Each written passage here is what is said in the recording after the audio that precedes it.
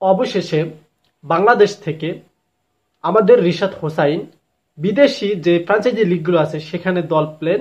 এক কথায় তাদের যে জিম আফরা টি10 লিগটা আছে সেখানে কিন্তু বাংলাদেশের হয়ে এই লেগ স্পিনার খেলবেন। এটা কিন্তু বাংলাদেশের একটা অনেক ভালো লাগার একটা বিষয়, কেননা বাংলাদেশ ক্রিকেট টিমের মধ্যে থেকে যা ব্যাটসম্যান বোলাররা যখন বাইরের ফ্র্যাঞ্চাইজি লিগগুলো খেলে তখন কিন্তু বাংলাদেশ নামটা পরিচিতি হয়ে যায় যে বাংলাদেশ থেকে একটা প্লেয়ার বাইরের দেশে খেলছে।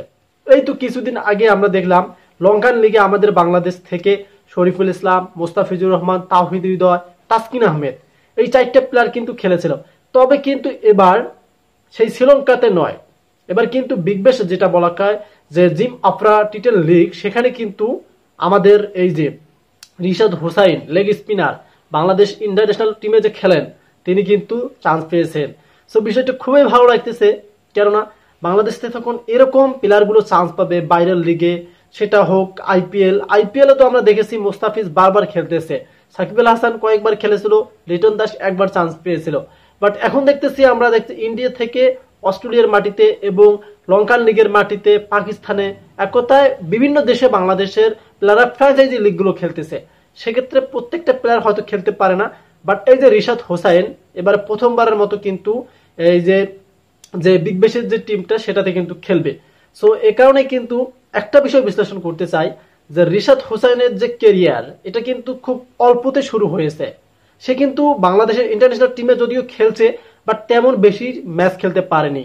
তাকে কিন্তু আমরা দেখেছি যখন টি20তে সুযোগ দেওয়া হলো, শ্রীলঙ্কার সাথে যখন ঘরোয়া সিরিজ হলো বাংলাদেশের মাটিতে, তখন কিন্তু ওয়ানিন্দু হাসারাঙ্গাকে যখন 6 গিলা পিটালো তিনি, তখনই কিন্তু বাংলাদেশ এই রিশাদ হোসাইনকে চিনতে পেরেছে এই প্লেয়ারটাকে। তবে তার আগে কিন্তু তিনি তেমন সুযোগ পায়নি, সেটা ঘরোয়া লিগ হোক বা ইন্টারন্যাশনাল ম্যাচে সেরকম কিন্তু সুযোগ হয়নি।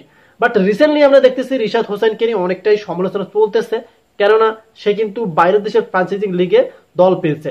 এটা তো হওয়ারই কথা, এরকম একটা প্লেয়ার যখন লেগ স্পিনার, তাও বাংলাদেশে কিন্তু আমরা দেখেছি অফ স্পিনার অনেকেই ছিলেন, জুনিয়ররাও আছেন, সিনিয়ররাও আছেন, বাট লেগ স্পিনারের অভাবটা এই রিশাদ হোসাইন পূর্ণ করতে পারছেন।